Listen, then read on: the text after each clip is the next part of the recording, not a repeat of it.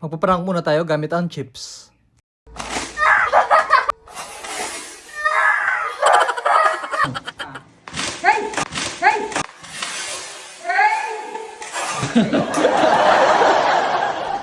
Salamat naman dumating na to mga 90s. Para ipaprank natin si Baby Kael.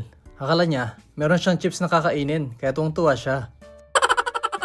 Wow! Favorite mo to? Papa. Oh. Gusto mo? You want? Open natin, open. Open mo na. Binubuksan na nga pala ni Baby Kael dito mga 90s. Pero bago niya daw buksan, babasahin niya muna. Akala mo naman marunong magbasa eh, no?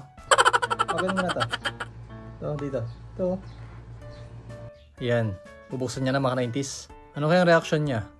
Hala, bakit ganun? Hindi man lumabas mga 90s. Nalungkot tuloy si Baby Kael. Bakit hindi tumalsik yung snake?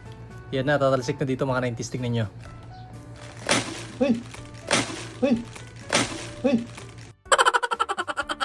Hindi siya nagulat mga 90s kasi nalungkot siya.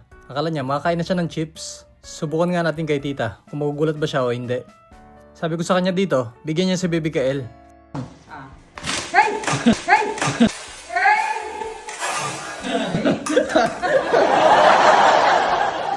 Grabe, gulat na gulat si tita. Subukan naman natin sa mga pamangkin ko. Gusto niya? Excited na kayo? Anong flavor to? Cheese.